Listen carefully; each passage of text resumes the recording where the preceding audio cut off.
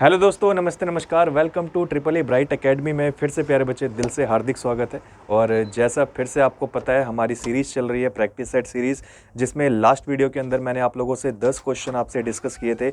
आगे के 10 क्वेश्चन और 15 क्वेश्चन आज हम इस वीडियो में डिस्कस करेंगे। और जैसा कि मैंने आप लोगों को पहले भी बोला था कि अपने साथ हमेशा एक कॉपी और पेन लेकर बैठा करो, और जब भी आपको क्वेश्चन दिखाई दे शुरू हो जाया करो और आंसर देना शुरू किया करो। ठीक है बच्चे? अच्छा, दूसरी चीज़, जब भी आप लोग आंसर देते हो उसके बाद मैच किया करो कि हमारा आंसर ठीक है या गलत है। उसके बाद लास्ट में जब ये सेशन खत्म होता है तो सारे आंसर को एक बार एनालाइज करो और लास्ट में चेक करो कि कितने आपका स्कोर बना। जितना भी अच्छा स्कोर बनता है प्लीज़ कमेंट सेक्शन के अंदर शेयर किया करो, और मुझे भी पता लगे कि आपको इस प्रैक्टिस सेट से कितना फ़ायदा मिल रहा है। ठीक है, चलो ज़्यादा टाइम वेस्ट ना करते हुए अपने क्वेश्चन की तरफ आते हैं, और अपना क्वेश्चन ध्यान से देखो। लास्ट मैंने 22 तक कराए थे, आज हमारा क्वेश्चन यहाँ से 23वां क्वेश्चन स्टार्ट हो रहा है। ध्यान से देखेंगे और आंसर करना शुरू करो प्यारे बच्चे आपके लिए।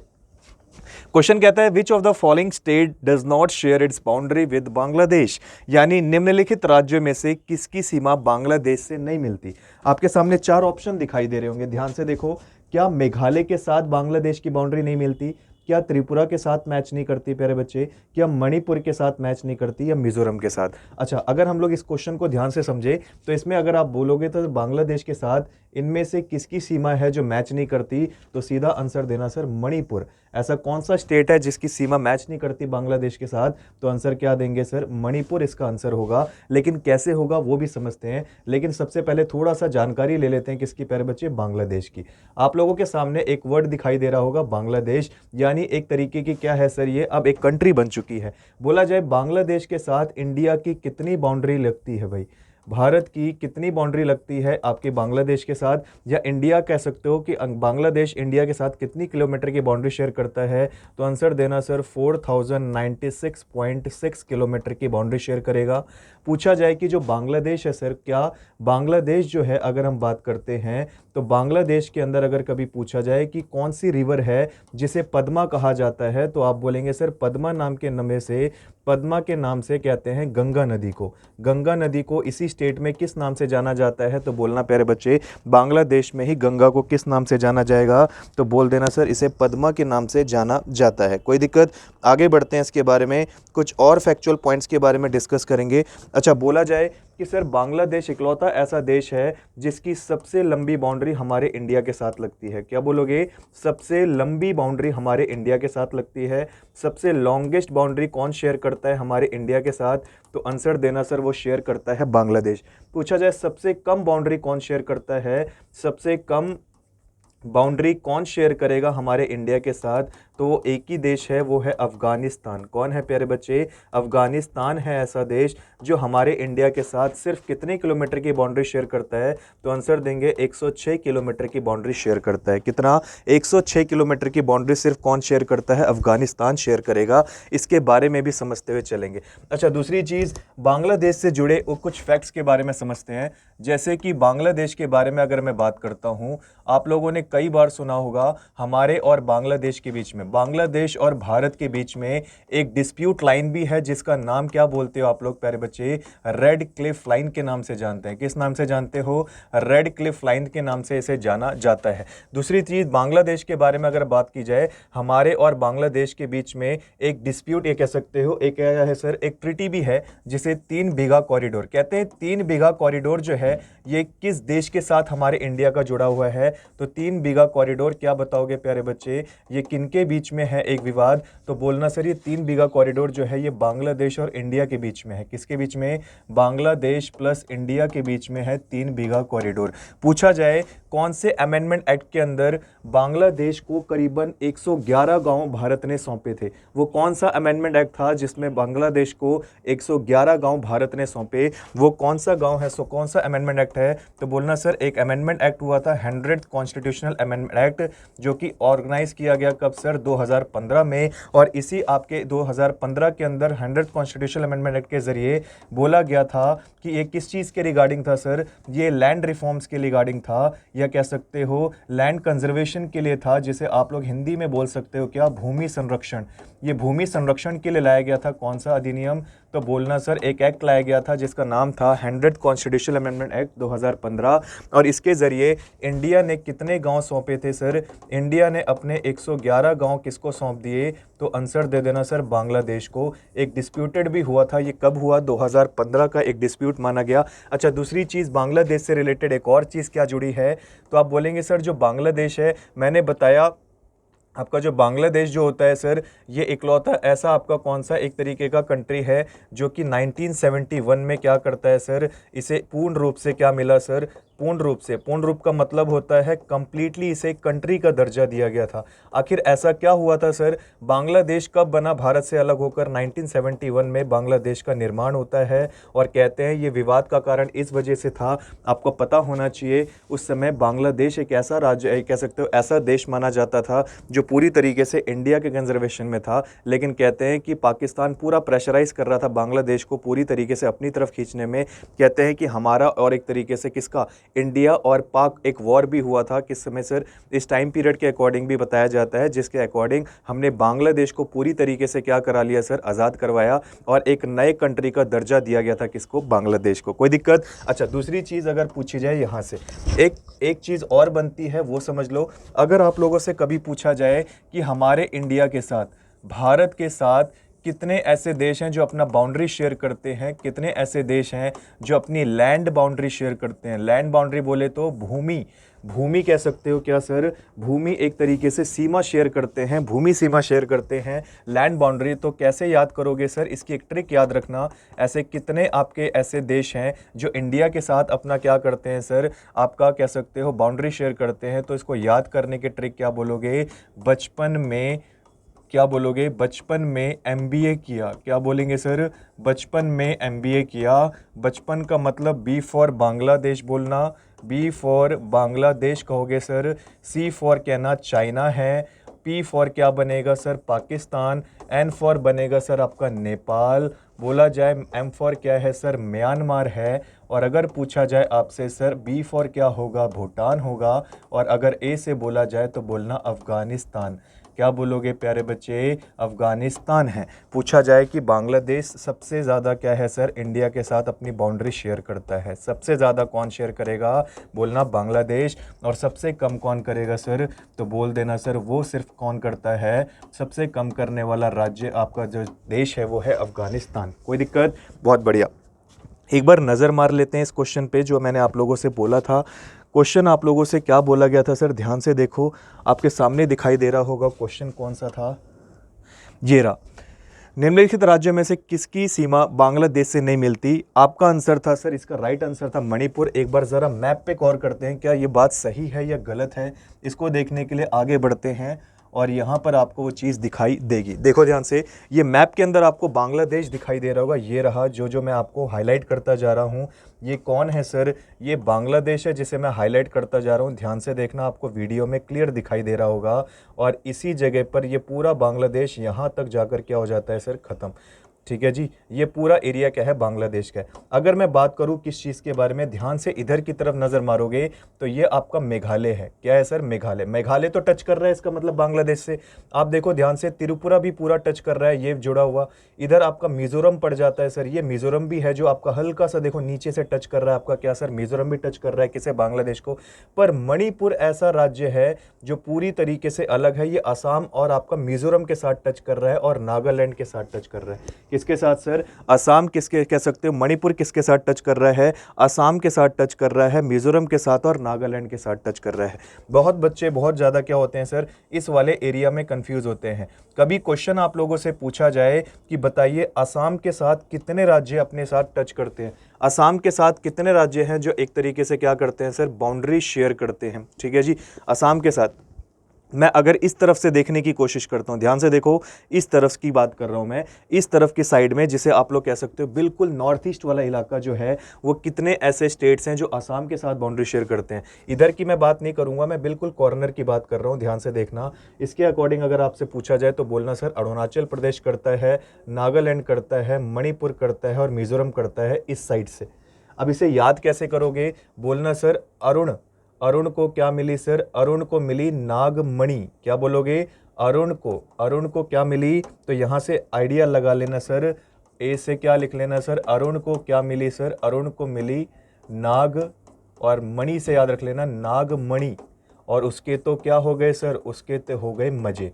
उसके तो क्या हो गए? मजे हो गए। तो अरुण को मिली क्या? अरुण को मिली नागमणि और उसके क्या हो गए? मजे। तो ये ऐसे ऐसे स्टेट हैं जो डायरेक्टली सीरीज में लिखे गए हैं। सीरीज में कौन कौन सर? अरुणाचल प्रदेश, नागालैंड, मणिपुर और आपका मिजोरम। आशा करता हूँ ये क्वेश्चन आपके दिमाग में बिल्कुल घुस गया होगा और इससे रिलेटेड जितने भी फैक्ट्स मैंने आपसे इस क्वेश्चन से बनते हैं वो आपके साथ शेयर किए। आगे बढ़ते हैं अगले क्वेश्चन की तरफ। नेक्स्ट क्वेश्चन क्या कहता है देखते हैं।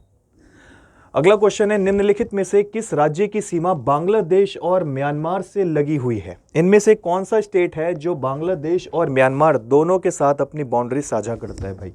उससे पहले कुछ फैक्ट्स देखेंगे किसके बारे में, वो भी बात करते हैं।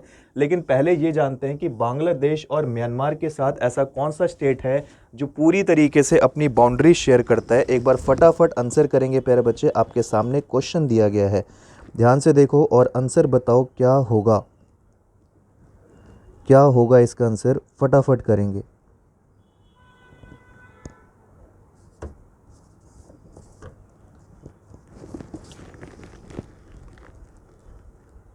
बताएंगे क्या लग रहा है आप लोगों को आंसर? इसका बिल्कुल करेक्ट आंसर क्या होगा? तो बोलना सर इसका बिल्कुल करेक्ट आंसर जो माना जाता है वो है मिजोरम। क्या बोलोगे सर? इसका बिल्कुल करेक्ट आंसर क्या बताओगे? तो बोलना सर मिजोरम। ऐसा आपका टाइप का क्या है सर? एक ऐसा स्टेट है जो पूरी तरीके से बांग्लादेश और म्यांमार के साथ अपनी क्या साझा करता है? बाउंड्री शेयर करता है।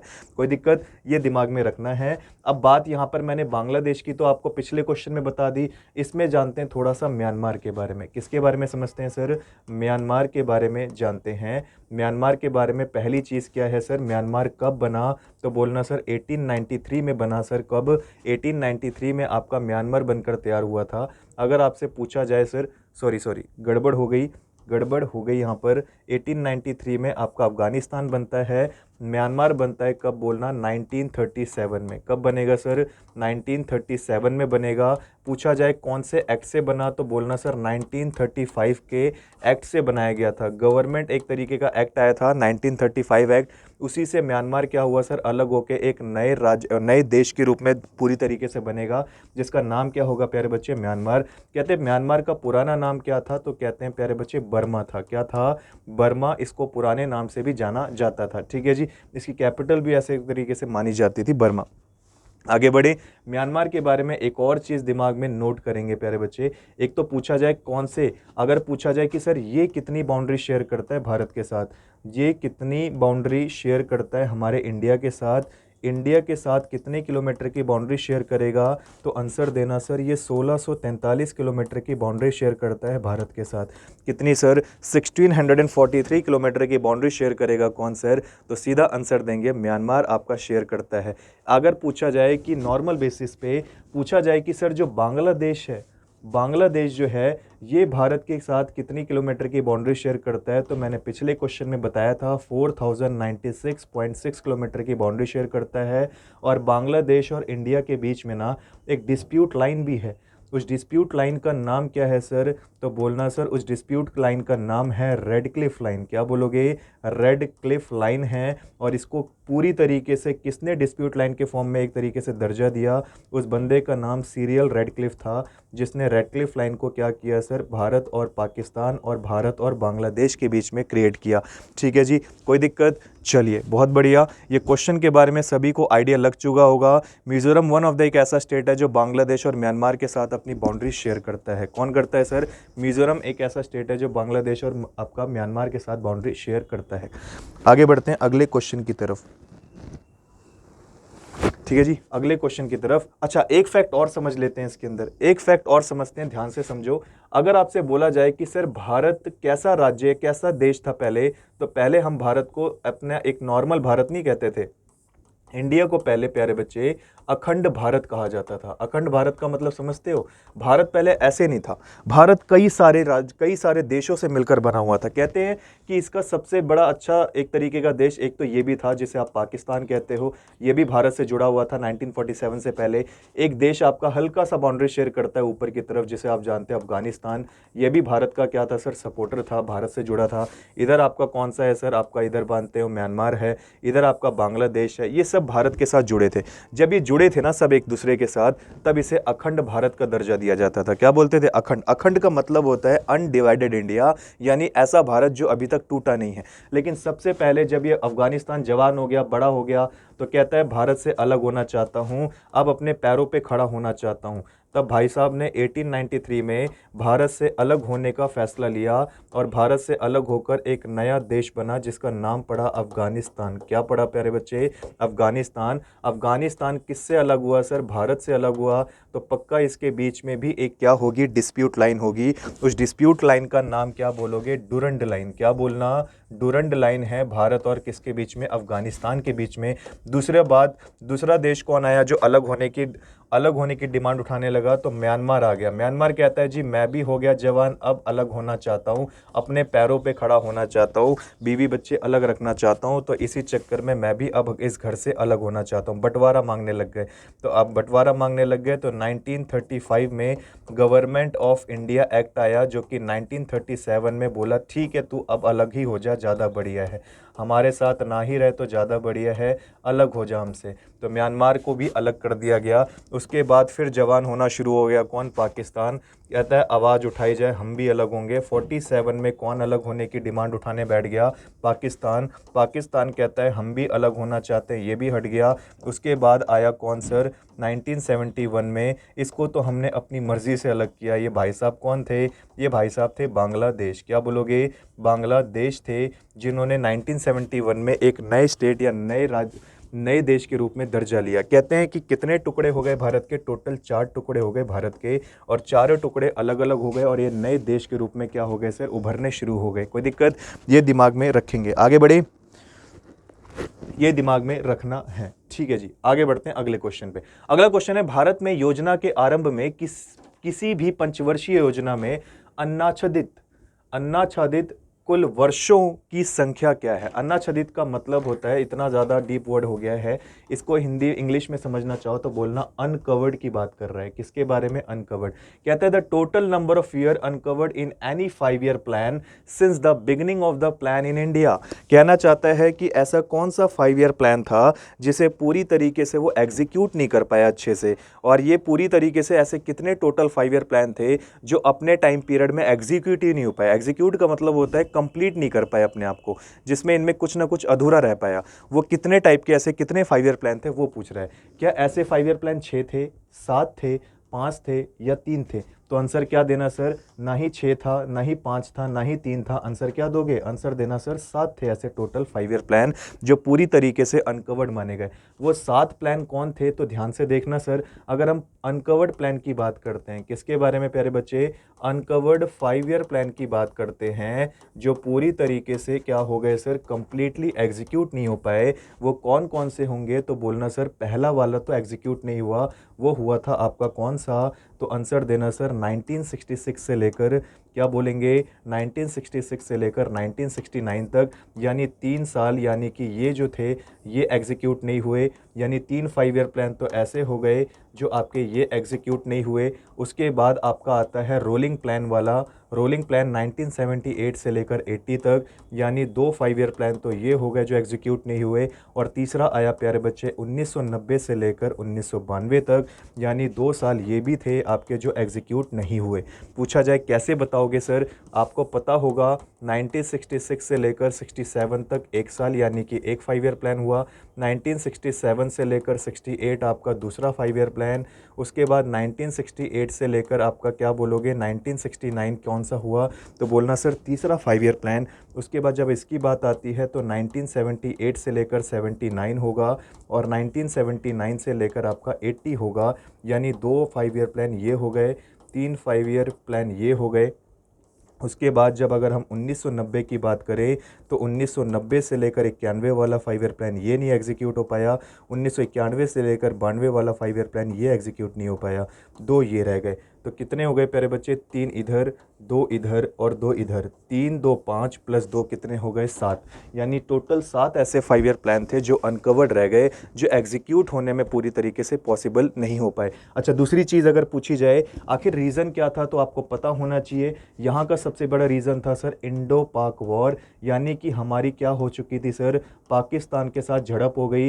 ये मानने को राजी नहीं, प्लान कहाँ से एग्जीक्यूट करेंगे, प्लान कहाँ से एग्जीक्यूट करेंगे जब पाकिस्तान मानने को राजी नहीं, पहले उसे देखेंगे या प्लान देखेंगे। इसीलिए पहले उनको मार पीट के बिल्कुल सेटल कर दिया गया, फिर प्लान को शुरू करा गया। तभी तो देखो 69 के आसपास जब पूरी तरीके से सेटलमेंट हो गई पूरा प्रॉपर तरीके से, उसके बाद फिर एग्जीक्यूट हुआ, फिर दोबारा गड़बड़ होगी। कब सर, 78 से लेकर 80 के बीच में। अब यहाँ पे गड़बड़ क्या होगी, दिक्कत क्या होगी सर, यहाँ पर आपकी मोरारजी देसाई की सरकार भी थी 78 से 80 के टाइम पीरियड में, यहाँ पर भी कुछ गड़बड़ हुई जिसकी वजह से एग्जीक्यूट नहीं हो पाया। 1991 से 1992 के बीच में भी आपको पता होगा यहाँ पर एलपीजी पॉलिसी लाई गई थी, लिबरलाइजेशन, प्राइवेटाइजेशन, ग्लोबलाइजेशन।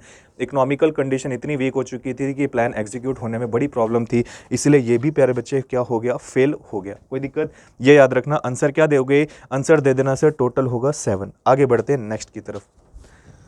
अगला क्वेश्चन क्या है, कहता है योजना काल में सर्वाधिक समृद्धि दर प्राप्त की गई थी। बोलता है highest growth rate was achieved during the planning period. कौन से प्लानिंग पीरियड में सबसे हाईएस्ट लेवल की ग्रोथ रेट प्राप्त की गई थी। हाईएस्ट ग्रोथ रेट का मतलब होता है सबसे तगड़ा ग्रोथ रेट हमारा कौन सा 5 ईयर प्लान में एग्जीक्यूट हुआ था। मतलब ऐसा लगता था कि यार मज़ा आ गया, मज़ा आ गया कि इतना बढ़िया ग्रोथ रेट निकल के चला गया कि जिसकी हमने एक्सपेक्टेशन ही नहीं की थी। कभी कभार तो मत्था भी ख़राब हो जाता था कि इतना तो एक्सपेक्टेशन नहीं हुई जितना हमारा क्या हो गया, ग्रोथ रेट बढ़ गया। वैसे अगर बात की जाए कौन सा ऐसा 5 ईयर प्लान है, क्या 8th 5 ईयर प्लान था, क्या वो 10th 5 ईयर प्लान था, क्या वो 9 था प्यारे बच्चे, ये 7 था। याद रखना वो ना तो 8 था, ना ही आपका 9 था, ना ही वो 7 था। बोलना कौन सा 5 ईयर प्लान था, तो आंसर देना सर वो 10th 5 ईयर प्लान था। कौन सा सर, 10वें नंबर का कौन सा था सर, वो 5 ईयर प्लान माना गया।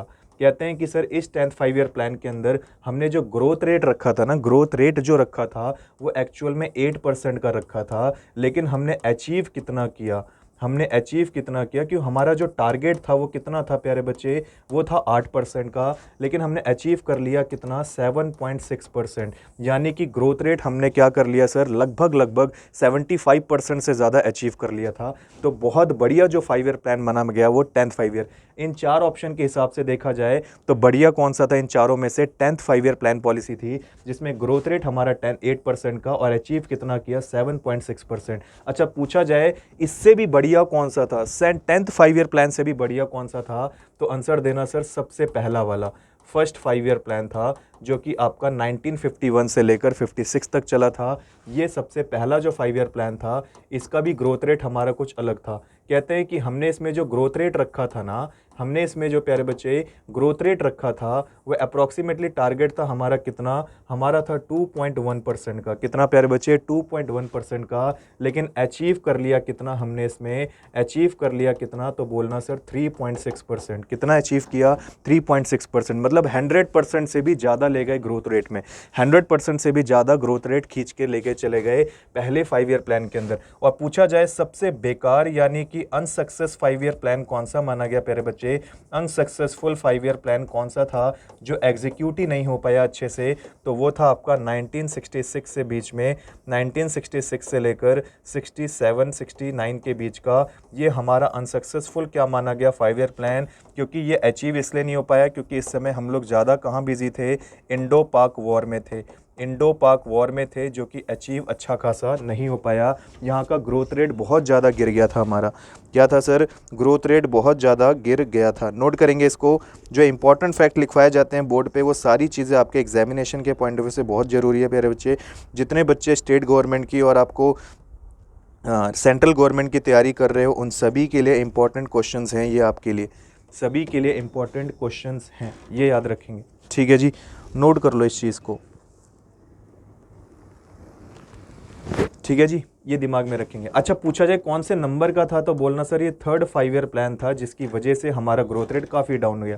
कहते हैं कि सर ऐसा क्या हो गया था हमारे बीच में, ऐसे क्या कंडीशंस हो गई थी जिससे ग्रोथ रेट डाउन चला गया। देखो, एक तो जब 1960 का टाइम पीरियड शुरू हुआ ना, कहते हैं इसी के 2 साल के बाद 1962 में भारत के ऊपर अटैक कर दिया किसने, इंडिया के ऊपर अटैक किया चाइना ने। तो इंडो चाइना वॉर हो गया एक तो, उसके बाद 3 साल में फिर पाकिस्तान में पता नहीं कहाँ से एक तरीके से जज्बा आ गया, ये कहता है जब चाइना अटैक कर सकता तो हम क्यों नहीं, इसने भी अटैक मार दिया किसके ऊपर, हमारे ऊपर। इंडिया पाकिस्तान वॉर भी आ गया, जिसकी वजह से इनको कंट्रोल करने के चक्कर में हमारा जीडीपी ग्रोथ रेट, हमारा जो 5 ईयर प्लान पॉलिसी था वो सब गिरता चला गया। आगे बढ़े सर, नेक्स्ट क्वेश्चन की तरफ चलते हैं, आगे बढ़ते हैं। नेक्स्ट अगला क्वेश्चन क्या है, भारत में योजना आयोग की स्थापना किस वर्ष हुई थी। आंसर देंगे, भारत में योजना आयोग की स्थापना किस वर्ष की गई थी, एक बार फटाफट आंसर देते चले जाओ।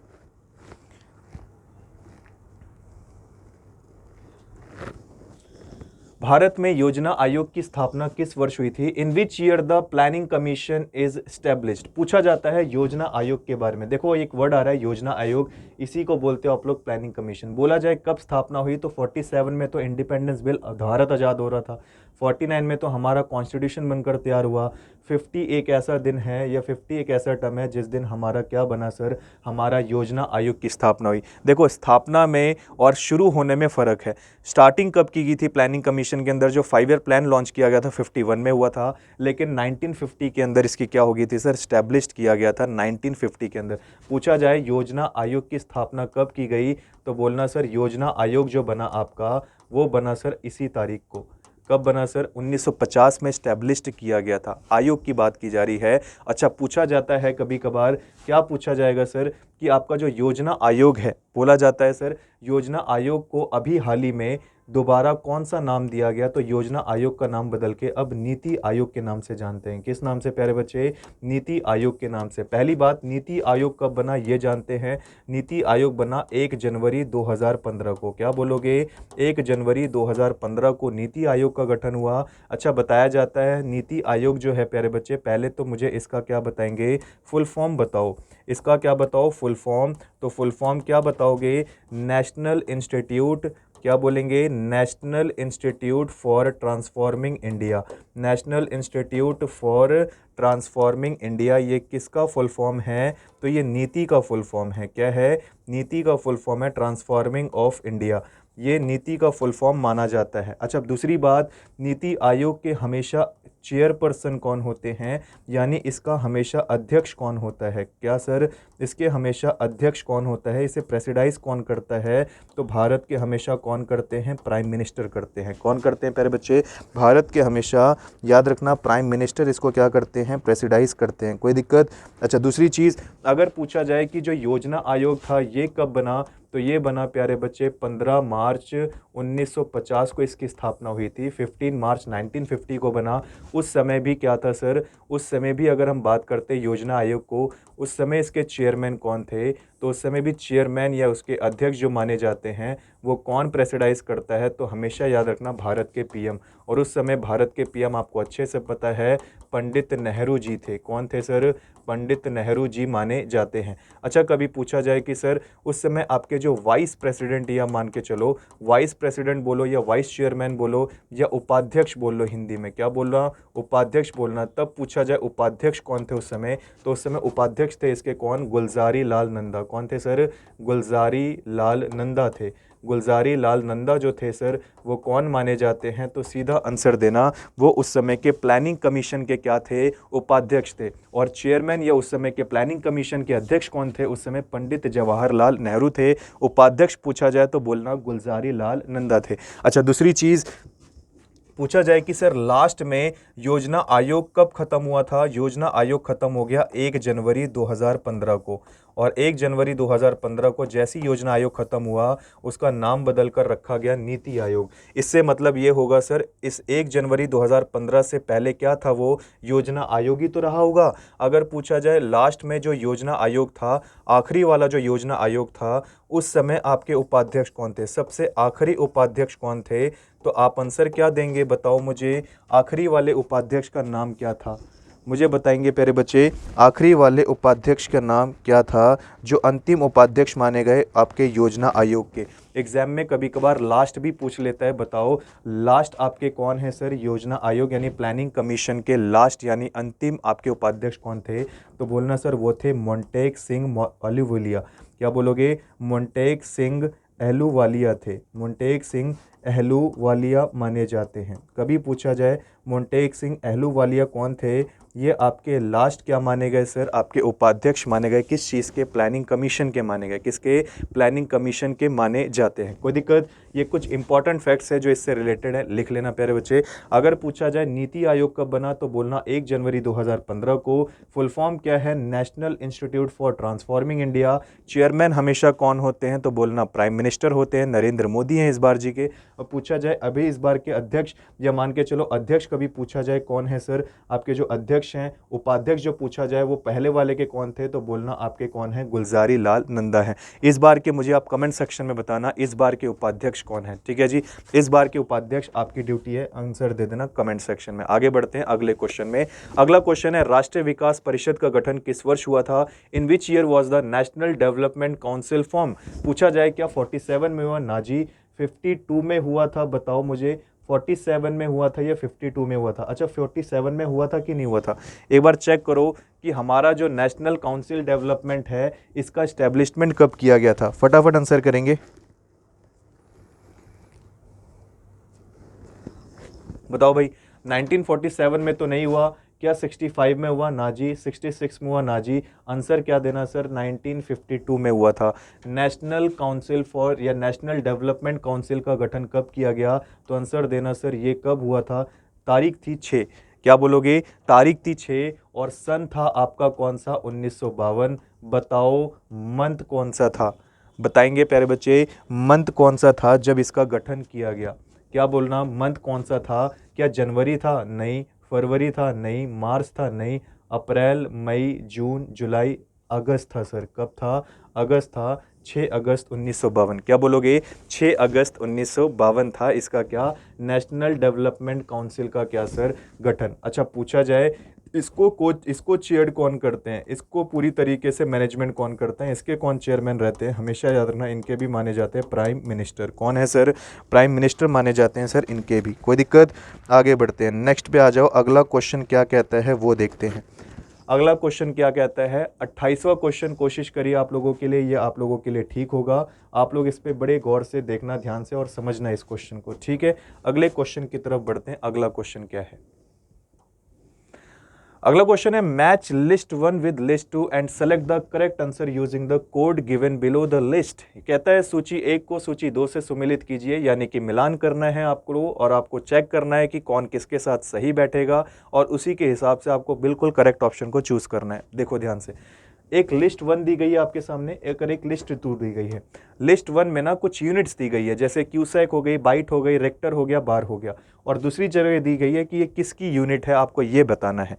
चलो चेक कर लेते हैं। सबसे पहले वो चीज़ चेक करो, वो चीज़ पे ध्यान दो जो आपको आती है। आप लोगों ने ज़्यादातर सुना होगा रिक्टर स्केल के बारे में, तो रिक्टर से ही शुरू कर लेते हैं। रिक्टर से शुरू करो, ज़रा बताओ रिक्टर इनमें से किस चीज़ के लिए मेंशन किया जाता है। क्या रिक्टर से प्रेशर मापते हैं, नहीं सर ये तो गलत है। क्या रिक्टर से इंटेंसिटी ऑफ अर्थक्वेक मांगते हैं, हाँ जी ये बात सीख है, अर्थक्वेक से रिलेटेड है सर, ये तो बात क्लियर है। इंटेंसिटी ऑफ अर्थक्वेक यानी कि अगर मैं बोलूँ, तो अगर मैं इस ऑप्शन के हिसाब से चलूँ, तो अगर मैं बोलूँ सी का क्या होना चाहिए, तो सी का होना चाहिए 2। अब ज़रा सी का 2 देखो कहाँ पर है, यहाँ पर है सर सी का 2, सी का 2 तो इधर भी है सर, लेकिन सी का 3 है यहाँ पर, ये तो गलत हो जाएगा। यहाँ पर देखो सी का 1 दिया हुआ है, ये भी गलत है सर। मतलब इन दो ऑप्शन में मुझे और चेक करना है, इन दो ऑप्शन में कौन सा सही होगा, एक और चीज़ आनी चाहिए आपको। अब ज़रा ध्यान से देखो, बाइट नज़र आ रहा है आपको, बाइट, आप लोगों ने बाइट वर्ड या बिट वर्ड सुना होगा आप लोगों ने, ये कभी कभार आप कंप्यूटर में सुनते हो, कहते हो ना ये मेरे पास यार 100 बिट की, ये क्या है सर 100 बिट की फाइल है या 100 बाइट की फाइल पड़ी है मेरे पास, यानी कि ये कंप्यूटर टर्म से जुड़ी हुई है। अब जरा चेक करो, कहीं कंप्यूटर लिखा है, ये लिखा सर, ये किससे जोड़ देना सर, ये जोड़ देना आप इससे। अब चेक करना जरा आप लोग, क्या सर बी का क्या 4, बी का 4 चेक करो कहीं पर है क्या, ये रहा सर, आंसर मिल गया ABCD का, यानी कि 3 4 2 1, यानी 34 21 आंसर दोगे और बच गया जो, उसको आप आप अपने आप हिसाब से क्या कर दो, मेज़र कर दो। देखो आपको किसका मिल गया सर, आपको बी का मिल गया 4। अब ए का चेक कर लो, ए का 3 बोल रहा है। क्यूसेक की यूनिट क्या हो जाएगी, रेट ऑफ फ्लूइड फ्लो, यानी किसको मेज़र करता है सर, आपके एक्चुअल में फ्लूइड का फ्लो कितनी तेज़ी से चल रहा है। इस चीज़ को मेजरमेंट करने वाली यूनिट को क्या बोलेंगे प्यारे बच्चे, क्यूसेक बोलते हैं। क्या बोलोगे, क्यूसेक। और बार की मेजरमेंट यूनिट को मेजर करने वाली कौन सी होती है, बोलना बार को मेजरमेंट करा जाता है प्रेशर से। किससे, बार मेजरमेंट यूनिट किसकी होती है, प्रेशर की होती है। एक पास्कल भी सुनी होगी आप लोगों ने, है ना। चलो आगे बढ़ते हैं, आंसर क्या दोगे, आंसर देना सर ABCD यानी 34-21। आंसर क्या होगा, 34-21 इसका बिल्कुल करेक्ट आंसर हो जाएगा। आगे बढ़ते हैं अगले क्वेश्चन की तरफ। अगला क्वेश्चन क्या है वो देखो। अगला क्वेश्चन है, पारे का साधारण ताप मापी यंत्रों में उपयोग किया जाता है क्योंकि इसकी विशेषता है, कहता है mercury is generally used in thermometer. आपने कभी देखा होगा मरकरी, जैसे मान के चलो ये आपका क्या है सर, थर्मामीटर है। जैसे आप लोगों ने देखा होगा कभी बुखार उखार चढ़ जाता है तो हमेशा हम लोग कभी बुखार को चेक करने के लिए हमेशा एक थर्मामीटर यूज़ कर लेते हैं, है ना। इसके अंदर एक मरकरी यूनिट होती है, जिस यूनिट के अंदर ना कुछ ऐसे करके आपके क्या होते हैं, कुछ बेसिक यूनिट्स होती है। आपका बुखार इसी के ऊपर मरकरी से पता लगा लिया जाता है। तो कहता है जो मरकरी होता है ना, ये जनरली क्या काम करता है थर्मामीटर में, और उसकी स्पेशलिटी किस चीज़ की होती है।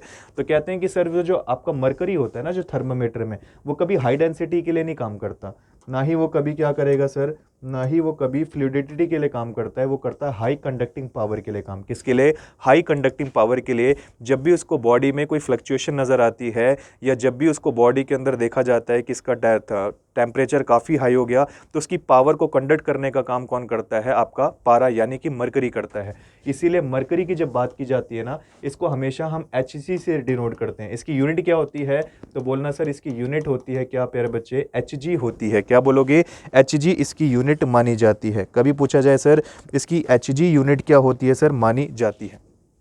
ठीक है जी, कोई दिक्कत। अच्छा ये दिमाग में रखना है आप लोगों को। अच्छा एक बात मुझे बताओ आप लोग, मरकरी क्या होता है सर, ये एक्चुअल में किसके अंदर देखा जाता है, थर्मामीटर में, थर्मामीटर के अंदर। और थर्मामीटर क्या करता है सर, आपका बुखार का तापमान बताता है। आपका जो बुखार यानी कि जो टेम्परेचर होता है बॉडी का, वो चीज़ कौन बताता है सर, वो आपका थर्मामीटर बताता है। अब क्वेश्चन टेम्परेचर से पूछा जाता है, टेम्परेचर हम कितने यूनिट्स में देख सकते हैं।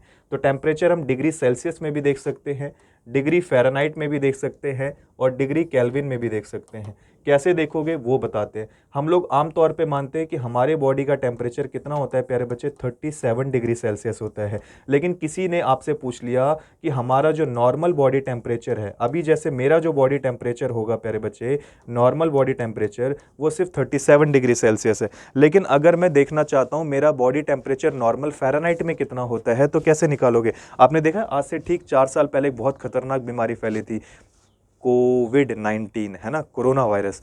कहते हैं कि उस समय जब भी आप किसी मॉल में जाते थे ना, तो मॉल में जाते समय आपकी खोपड़ी पे गन रख देते थे।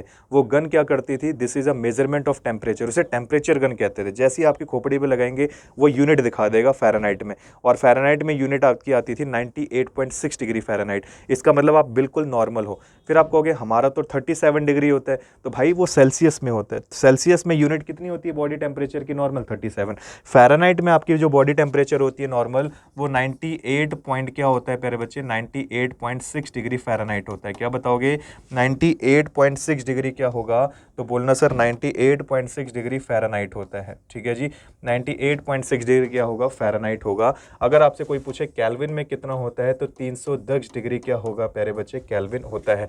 सर ये निकालते कैसे हैं, इसको निकालने का तरीका होता है, जब भी आपको डिग्री सेल्सियस में, डिग्री सेल्सियस और आपका फ़ारेनहाइट और आपका केल्विन में टेम्परेचर दिया जाता है, तो निकालने का एक तरीका क्या होता है, तो बोलना C/5 is equal to F-32/9 is equal to K-273 upon क्या बोलना प्यारे बच्चे, 5 बोल देना। ये फॉर्मूला लगा के आप किसी भी टेम्परेचर का यूनिट निकाल सकते हो। जैसे एग्जाम्पल देता हूँ, सपोज करो मुझे डिग्री सेल्सियस दे रखा है कितना, 37 डिग्री दे रखा है, और मुझे निकालना है टेम्परेचर किस में, मुझे निकालना है फ़ारेनहाइट में अपना क्या बॉडी टेम्परेचर। तो कैसे निकालोगे, तो फॉर्मूला लगा दो, C/5 इज इक्वल टू क्या बोलोगे आप, बोलना F-32/9, ये निकाल लेना।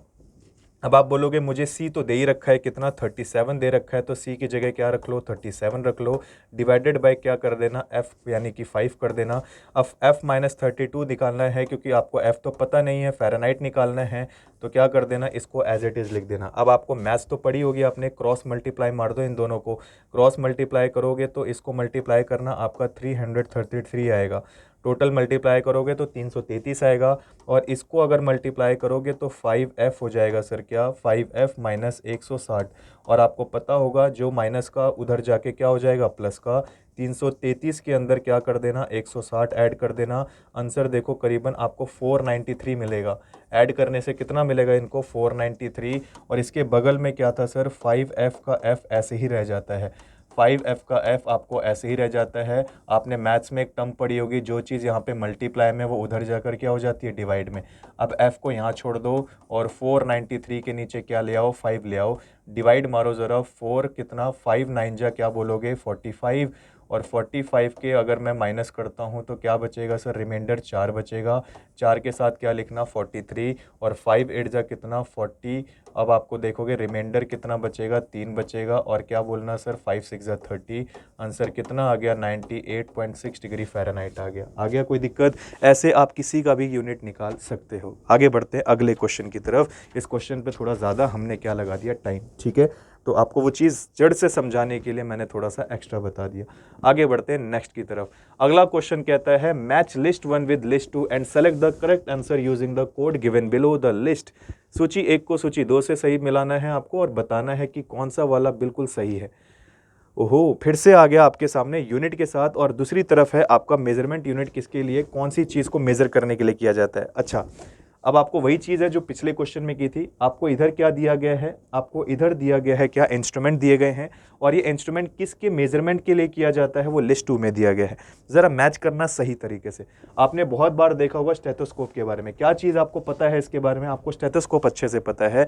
कभी कभार आप लोग कभी कभार डॉक्टर के पास जाते हो और डॉक्टर से बोलते हो कि डॉक्टर साहब मेरे 2 दिन से दिल की धड़कन बहुत तेज़ी से बढ़ रही है, न जाने क्यों, खाना खाता हूँ धक धक धक धक तेज तेज हो रहा है, बॉडी में धड़कनें बहुत तेज़ी से बढ़ रही हैं, ठीक है जी, मान के चलो पढ़ाई करता हूँ, धक धक हो रहा है बहुत तेज़ी से, बॉडी के अंदर फीवर आ रहा है, ऐसी चीज़ें हो रही है। डॉक्टर कहता है लगता है कुछ गड़बड़ चल रही है, ज़रा हार्ट बीट चेक कर लेता हूँ उसकी। अब हार्ट बीट ऐसे क्या कान लगा के चेक करता है, नहीं, वो क्या लगा लेता है, स्टेथोस्कोप लगा लेगा और आपकी हार्ट बीट चेक करेगा। स्टेथोस्कोप का काम क्या होता है सर, हार्ट बीट को मेज़र करने के लिए। देखो ज़रा कहाँ पे लिखा है sir, to listen the heart sound, to listen the heart sound के लिए क्या यूज़ करेगा, वो स्टेथोस्कोप का यूज़ करता है। अच्छा मुझे बताओ, हार्ट का जब क्वेश्चन आ ही गया तो मुझे आप लोग एक बार ये बता दो कि हार्ट का, या हार्ट का अगर हम बात करते हैं, हार्ट का वजन कितना होता है, what is the weight of human heart. Adult की जब हम बात करें किसी एडल्ट की, तो किसी एडल्ट का ह्यूमन हार्ट का वजन कितना होता है, तो आंसर देना प्यारे बच्चे, 280 ग्राम। तो ये क्या होता है, सेंटर में होता है, और 20 ग्राम हमारा क्या होता है सर, झुका होता है। तो टोटल हमारे हार्ट का वजन कितना होता है, 300 ग्राम हमारे हार्ट का वजन होता है। कितना, 300 ग्राम हमारे हार्ट का वजन होता है। पूछा जाए बच्चों का कितने हार्ट का वजन होता है, बच्चों में हार्ट इतना ज़्यादा प्रॉपर तरीके से ग्रो नहीं होता, इसीलिए उनके हार्ट का वजन थोड़ा सा कम होता है, काफ़ी कम होता है, 20 ग्राम का हार्ट होता है उनका। कैसा होता है सर, 20 ग्राम का हार्ट होता है, और जब भी धड़कता है तो साउंड देता है लबडब लबडब। क्या करता है सर, लबडब लबडब देता है, ठीक है जी, लबडब लबडब करेगा, कौन सर, हार्ट करता है। अच्छा दूसरी बात, अगर हम बात करते हैं स्फिग्मोमैनोमीटर, सर ये बड़ी लंबी टर्म है, इसके बारे में तो कतई नहीं पता हमें। कैसे नहीं पता, बिल्कुल पता लग जाएगा। आप लोगों ने देखा होगा कभी भी आपका ब्लड प्रेशर बढ़ता है, डॉक्टर साहब एक क्या लेके आते हैं, मशीन बड़ी सी, ऐसे खोलते हैं आपका 90 डिग्री एंगल में, और एक वहाँ पर क्या होता है, एक बैग टाइप का होता है जो आपके हाथ में पूरी तरीके से रैप कर दिया जाता है और टाइट करके बांध देते हैं। उसके बाद पंपिंग की जाती है, और उसके बाद देखा होगा आप लोगों ने, आपका हाथ टाइट होने लग जाएगा। उसको बोलते हैं क्या सर, स्फिग्मोमैनोमीटर। इसका मेजर में मेन काम क्या होता है, ब्लड प्रेशर मेजर करने के लिए यूज़ किया जाता है। ज़रा चेक करो ब्लड प्रेशर का है, to measurement the blood pressure, ये क्या हो जाएगा सर, आपका स्फिग्मोमैनोमीटर से हो जाता है। याद रखना किस चीज़ में, ब्लड प्रेशर मेजरमेंट करने के लिए। मुझे बताओ आपका ब्लड प्रेशर जो होना चाहिए सर, वो कैसा होना चाहिए। अगर मैं ह्यूमन हार्ट की तरफ बात करता हूँ, किसकी प्यारे बच्चे, ह्यूमन हार्ट की अगर मैं बात करूँ, आपके दिमाग में आना चाहिए सर, ह्यूमन हार्ट की जब मैं बात करता हूँ तो ह्यूमन हार्ट कैसा दिखाई देता है, आपको ये चीज़ तो पता ही होगी। ह्यूमन हार्ट की जब बात करते हो तो आप कहते हो सर ह्यूमन हार्ट तो कुछ इस फॉर्मेट में दिखाई देता है ना, ह्यूमन हार्ट कुछ इस फॉर्मेट में दिखाई देता है। अब आप लोगों ने ये चीज़ तो ध्यान से सुनी होगी कि जो हमारे ह्यूमन हार्ट के अंदर जो एक पाइप होती है, ये वाली तो हो गई सर कौन सी, इस वाली पाइप को तो बोलते हैं पल्मोनरी आर्टरी। क्या बोलते हैं? Pulmonary artery. एक पाइप प्यारे बच्चे ऐसी होती है और एक पाइप इस तरफ होती है। इन दोनों पाइप का कनेक्शन होता है और एक पाइप होती है कुछ इस तरीके से निकली होती है और ये पाइप जाती है बिल्कुल कॉर्नर के लास्ट फोर्थ चैम्बर के अंदर। कहाँ जाती है? फोर्थ चैम्बर में। कहते हैं इस चैम्बर से जो खून जाता है ना, ये चौथा चैम्बर होता है, इस चैम्बर से जो खून जाता है ना इस पाइप के अंदर, इस पाइप में जो खून जाता है इसकी स्पीड 120 होती है, क्योंकि ये बहुत तेज़ी से फेंकता है आपका हार्ट इस खून को। कहाँ पर? ये खून सीधा चला जाएगा आपका कहाँ पर? आपकी बॉडी में चला जाएगा। और उस समय खून की रफ्तार कितनी होती है? 120 mm/Hg। और जब खून दोबारा आता है ना बॉडी के पास, कहते हैं ना जो इम्प्योर ब्लड होता है, इम्प्योर ब्लड बोले तो ऐसा ब्लड जिसमें कार्बन डाइऑक्साइड है, ऐसा खून जब दोबारा बॉडी की तरफ आता है उसकी स्पीड कम होती है, उसकी स्पीड होती है 80 mm/Hg। ये जो आपका खून दिखता है ना 120 और 80 के बीच में जो स्पीड होती है, इसी को बोलते हैं प्यारे बच्चे नॉर्मल ब्लड प्रेशर। क्या बोलते हैं? नॉर्मल ब्लड प्रेशर कहा जाता है इसी को। और इसी को मेजरमेंट किया जाता है किस डिवाइस से? तो बोलना है स्फिग्मोमैनोमीटर से किया जाता है। किससे? स्फिग्मोमैनोमीटर से किया जाता है to measurement the blood pressure. पूछा जाए कैरोटोमीटर किसको मेजर करता है सर? अब इसमें कैरोटो में देखो एक वर्ड आ रहा होगा कैरेट। क्या आ रहा है सर? कैरेट। और कैरेट यूज़ किया जाता है किसमें सर? गोल्ड की प्योरिटी के लिए। आप लोग देखते हो सबसे प्योर गोल्ड कौन सा होता है? 24 कैरेट होता है। और अगर बोला जाए कि 75% गोल्ड अगर मान के चलो प्योर हो तो वो क्या होता है सर? 18 कैरेट का होता है। 18 कैरेट का गोल्ड का मतलब 75% क्या है? ये प्योर है। लेकिन 24 कैरेट है तो इसका मतलब प्योर गोल्ड है। तो कैरोटोमीटर किस चीज़ में मेजर करेगा? तो बोलना सर आपका मेजर करता है किस चीज़ के लिए? To detect the purity of gold के लिए। क्या बोलोगे सर? 3 का 2 होना चाहिए, फर्स्ट का क्या होना चाहिए? 3, पहले का 3, दूसरे का 4, तीसरे का 2 और बचा क्या सर? चौथे का 1 होगा। यानी फिर से आंसर 34 21 ही आ रहा है। यानी लक्स मीटर किसको मेजर करेगा? To measurement the intensity of light. यानी इंटेंसिटी ऑफ लाइट को मेजर करने के लिए क्या यूज़ किया जाता है? लक्स मीटर का यूज़ करते हैं। पूछा जाए आंसर कौन सा रही होगा सर? आंसर देना ABCD 34 21 होगा। क्या होगा? ABCD 34 21 इसका बिल्कुल करेक्ट आंसर होगा। आगे चलते हैं अगले क्वेश्चन की तरफ। अगला क्वेश्चन है निम्नलिखित में से कौन सा सही सुमेलित नहीं है? यानी रिसर्च एक तरफ दी गई है और इधर दिए गए हैं साइंटिस्ट। कौन से रिसर्च के लिए कौन सा साइंटिस्ट बिल्कुल सही है और कौन सा इनमें से एक गलत है? एक गलत साइंटिस्ट के साथ वो लिखा गया है, आपको वो गलत वाला ढूंढना है। इलेक्ट्रॉन की खोज जे थॉमसन ने की थी, क्या ये सही साइंटिस्ट है? प्रोटॉन की खोज क्या माइकल फाराडे ने की थी? ये बिल्कुल ठीक है। एक्सरे की खोज आपके रॉन्जन ने की थी या न्यूट्रन की खोज जेम्स चैडविक ने की थी? इनमें से कौन सा सही है ये चेक करो। ये चेक करेंगे बच्चे, ये चेक करेंगे और बताएंगे इनमें से कौन सा ठीक है। चलो चेक कर लेते हैं। इसके लिए एक ट्रिक यूज़ करते हैं। क्या ट्रिक यूज़ करेंगे? ये ट्रिक होगी ईंट पर नाच। क्या बोलना? ईंट पर नाच। ईंट पर नाच का मतलब ई का मतलब होता है इलेक्ट्रॉन। क्या बोलोगे? ई फॉर इलेक्ट्रॉन हो जाएगा। टा फॉर क्या हो जाएगा? टी फॉर थॉमसन हो जाएगा। क्या हो जाएगा सर? थॉमसन। यानी इलेक्ट्रॉन की खोज तो थॉमसन ने की थी। क्या ये सही है सर? इलेक्ट्रॉन की खोज थॉमसन ने की थी, ये तो बिल्कुल करेक्ट है, कोई दिक्कत नहीं। पा का मतलब होता है सर पी फॉर प्रोटॉन। क्या बोलोगे? प्रोटॉन। और रा का मतलब होता है रदरफोर्ड। क्या बोलोगे प्यारे बच्चे? रदरफोर्ड। क्या ये सही है? प्रोटॉन की खोज रदरफोर्ड ने की थी। सर प्रोटॉन की खोज यहाँ पे फराडे लिखा है, बस यही समझ गए, यही गलत है सर। क्या है? यही गलत है। यानी प्रोटॉन की खोज आपके रदरफोर्ड ने करी थी, यहाँ पर बताया गया है माइकल फराडे ने करी है। किसने सर? माइकल फराडे ने। ये गलत हो गया। प्रोटॉन की खोज कौन करता माने जाते हैं? रदरफोर्ड माने जाते हैं। अच्छा, एक्सरे की खोज किसने करी थी सर? ये तो रॉन्जन ने करी थी, बिल्कुल ठीक है। ना का मतलब क्या होता है सर? ना का मतलब होता है न्यूट्रॉन। क्या बोलोगे? न्यूट्रॉन माना जाता है। और न्यूट्रॉन का चा से क्या हो जाएगा सर? चा से हो जाएगा चैडविक। क्या बोलोगे? चा से हो जाएगा सर चैडविक। ये भी बिल्कुल क्या है? करेक्ट है। ये भी बिल्कुल करेक्ट है। आंसर क्या गलत होगा सर? प्रोटॉन वाला क्या हो जाएगा? गलत हो जाएगा। एक बार चेक करेंगे इसको, एक बार देखेंगे भाई सही है कि नहीं है और आपका आंसर क्या है, सही है या गलत है। एक बार चेक करो सभी लोग अपना आंसर। कितने स्कोर बन रहे हैं एक बार शेयर भी करना अपने।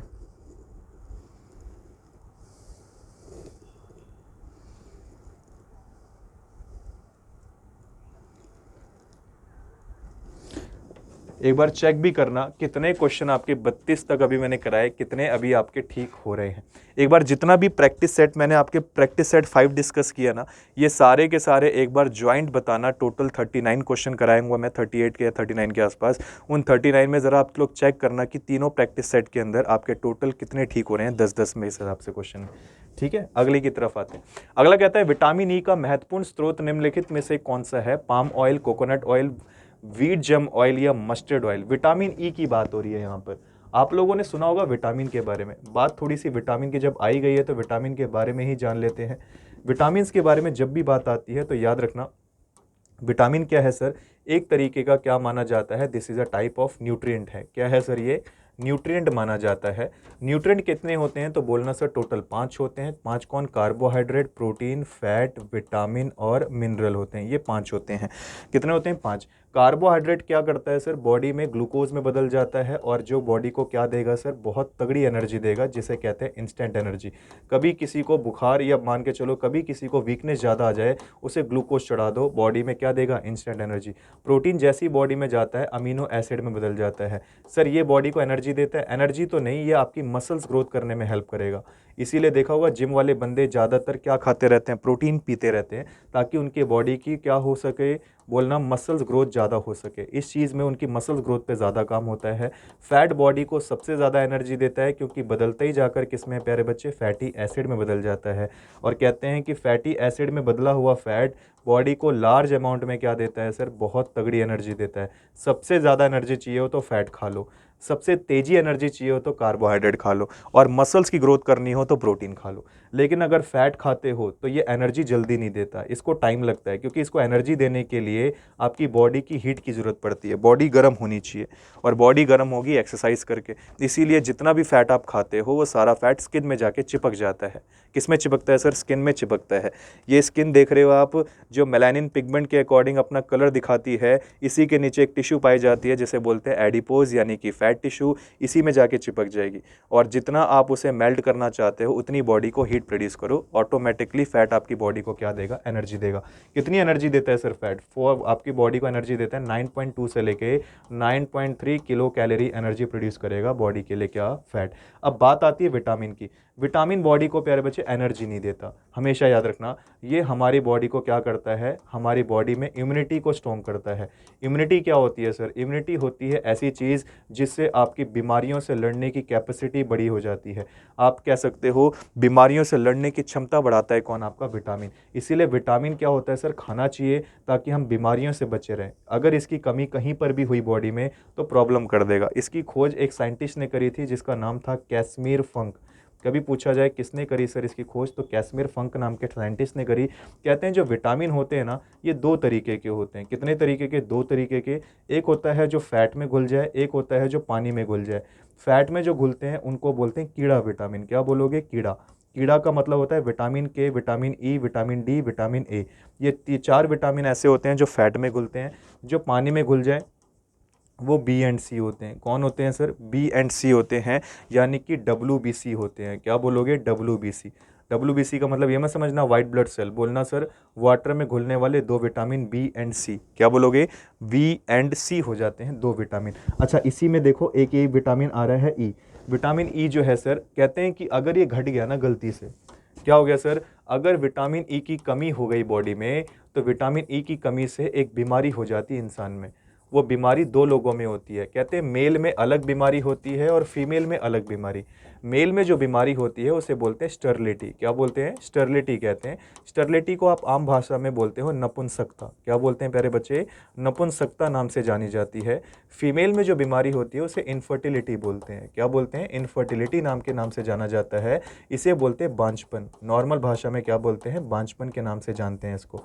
कहते हैं कि इनमें ना एक्चुअल में क्या होता है, मेल के अंदर आपके क्या होते हैं सर? स्पर्म काउंट कम हो जाते हैं।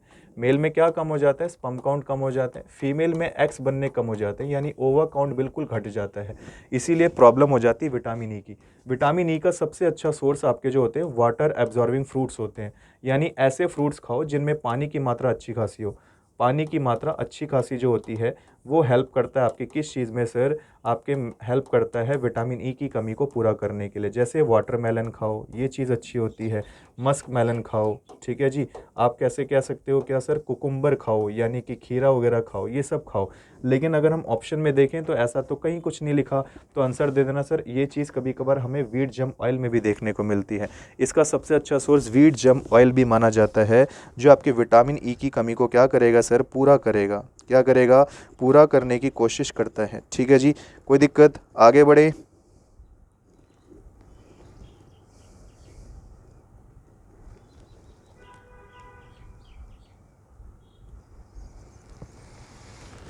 ठीक है जी, आगे बढ़ते हैं अगले क्वेश्चन की तरफ। अगला क्वेश्चन क्या है वो देखते हैं। अगला क्वेश्चन देख रहे हैं, milk cheese and eggs are the source of the following vitamin. दूध, चीज और अंडे ये किन विटामिन के अच्छे सोर्स हैं? बी एंड सी के हैं, ए एंड सी के हैं, सी एंड डी के हैं, या ए एंड डी के हैं? सर दूध में तो कभी सी पाया ही नहीं जाता, तो जहां जहां सी नजर आ रहा है वो सब गलत है।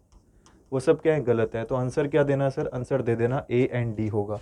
क्या होगा सर, ए एंड डी। और ए एंड डी जो विटामिन है ये दोनों क्या हैं सर, ए एंड डी जो विटामिन है ये गुड सोर्स माने जाते हैं हमारे किस चीज़ के लिए, एक तो बढ़िया कैल्शियम लेवल के लिए, ठीक है जी, और खून के लिए भी बहुत बढ़िया विटामिन ए माना जाता है।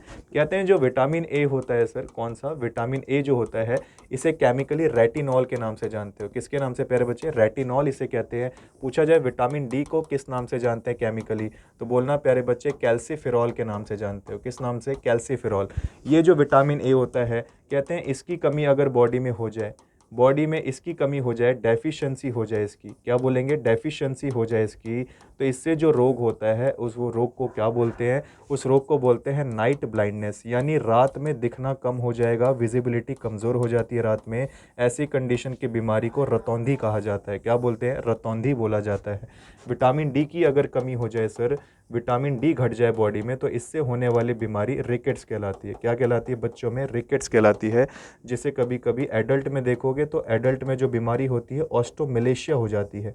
ऑस्टोमेलेशिया बीमारी किस में होती है, एडल्ट में हो जाती है, और इसमें हड्डियां इतनी वीक हो जाती हैं कि चलते समय बहुत ज़्यादा पेन होना शुरू हो जाएगा।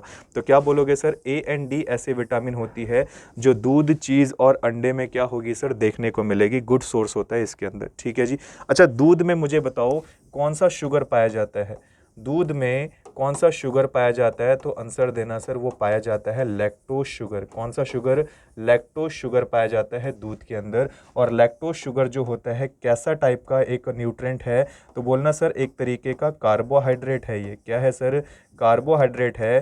क्यों सर, क्योंकि लैक्टोज शुगर जो होता है ना, ये आपका डाइसैकेराइड का क्या है सर, डाइसैकेराइड का कार्बोहाइड्रेट माना जाता है। क्या माना जाता है sir, lactose sugar disaccharide type का कार्बोहाइड्रेट माना जाता है। कौन, लैक्टोज शुगर। कहते हैं यही लैक्टोज शुगर, अगर यही शुगर किस में मिलता है सर, यही शुगर मिलता है मिल्क में।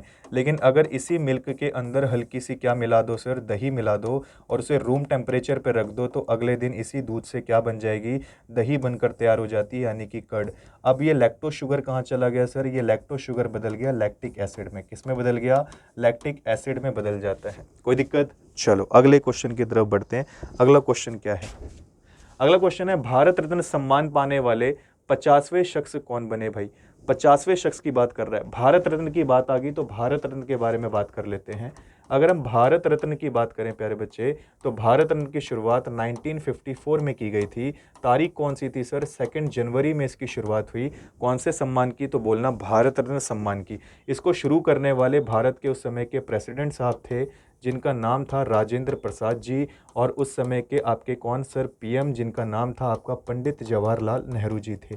कहते हैं कि जो भारत रत्न पाने वाले 50वें शख्स बने वो थे लाल कृष्ण आडवाणी जी। कौन थे सर, लाल कृष्ण आडवाणी जी थे। ये कौन से नंबर के बने सर, ये 50th रिसिपेंट बने आपके, क्या आपके रिसीव करने वाले, कौन, भारत रत्न को। कहते हैं इन्हीं की बुक का नाम है my country my life. My country my life किसकी बुक का नाम है, तो बोलना सर ये माई कंट्री माई लाइफ जो है ये बुक का नाम है लाल कृष्ण आडवाणी जी की। किसकी, लाल कृष्ण आडवाणी जी। अच्छा, कर्पूरी ठाकुर की जब बात करो, इन्हें कौन से नंबर का माना जाता है भारत रत्न रिसीव करने वाली, ये 49th नंबर की क्या बनी सर, भारत रत्न रिसीव करने वाली, कह सकते हो क्या बने, सॉरी, भारत रत्न रिसीव करने वाले जो मेंबर थे वो 49th नंबर पे किसने रिसीव किया, कर्पूरी ठाकुर ने किया। MS स्वामीनाथन के बारे में आप अच्छे से जानते होंगे, जिन्हें आप लोग किसके लिए जानते हैं, इसे माना जाते हैं ग्रीन रेवोल्यूशन के जनक यानी कि आपके हरित क्रांति के जनक एम एस स्वामीनाथन। बताइए मुझे इनको कितने नंबर का क्या मिला भारत रत्न? ये 53 नंबर के क्या रिसीव करते हैं सर?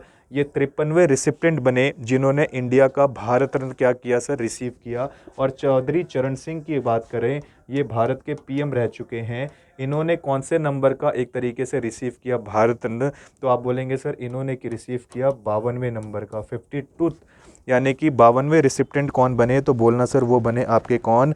तो वो बने आपके चौधरी चरण सिंह। कौन बने सर? चौधरी चरण सिंह बने आपके 52 नंबर के क्या? भारत रत्न रिसीवर बने। ठीक है जी, कोई दिक्कत? ये दिमाग में रखना है। ठीक है जी। अच्छा, एक और चीज़ आप लोगों से पूछना चाहूँगा, मुझे आप लोग कमेंट सेक्शन में बताना 2024 में कितने लोगों को भारत रत्न दिया गया? 2024 में कितने लोगों को भारत रत्न से सम्मानित किया गया? ये क्वेश्चन आप लोग मुझे कमेंट सेक्शन में बताना। ठीक है। अगला है, हाल ही में किस राज्य सरकार ने स्वयं योजना लॉन्च की है? आपको बताना है अभी हाल ही में किस सरकार ने अभी हाल ही में कौन सी योजना की लॉन्चिंग की है सर? स्वयं योजना की लॉन्चिंग की। आप लोग मुझे बताएंगे ये स्वयं योजना क्या है? स्वयं योजना। अच्छा, स्वयं कैसे लिखते हैं? स्वयं तो ऐसे लिखते हैं सर, ऐसे ऐसे लिखते हैं स्वयं। अब इस स्वयं का मतलब कहीं ना कहीं फुल फॉर्म से भी होगा। स्वयं का मतलब फुल फॉर्म से क्या लिखोगे सर? Study webs. क्या बोलना सर? स्टडी वेब्स, यानी SW का मतलब तो क्या हो जाएगा सर? आप बोलेंगे study webs of active learning. Study webs of active learning. क्या बोलोगे? Active learning. Study webs of active learning. Young aspiring mind. Young aspiring. Young aspiring क्या बोलोगे प्यारे बच्चे? यंग एस्पायरिंग माइंड्स, यही बन जाता है। This is a full form of स्वयं। SW क्या बोलोगे सर? SWAYAM, यही बन गया स्वयं। कहता है कि यह स्वयं परियोजना जो है, यह स्वयं योजना जो है, भारत राज्य के कौन से राज्य के किस सरकार ने लॉन्च की? क्या उत्तर प्रदेश सरकार ने की, राजस्थान ने करी, उड़ीसा ने करी या पंजाब ने? आंसर देना सर, ये काम उड़ीसा ने किया। स्वयं योजना की शुरुआत कौन सी सरकार द्वारा की गई? उड़ीसा राज्य के द्वारा की गई थी। किसके द्वारा प्यारे बच्चे? उड़ीसा राज्य के द्वारा ये स्वयं आपकी क्या है सर? स्कीम की शुरुआत की गई थी। ठीक है जी, ये दिमाग में रखेंगे। ये जो स्वयं योजना थी, ये किस राज्य की सरकार ने शुरू किया था?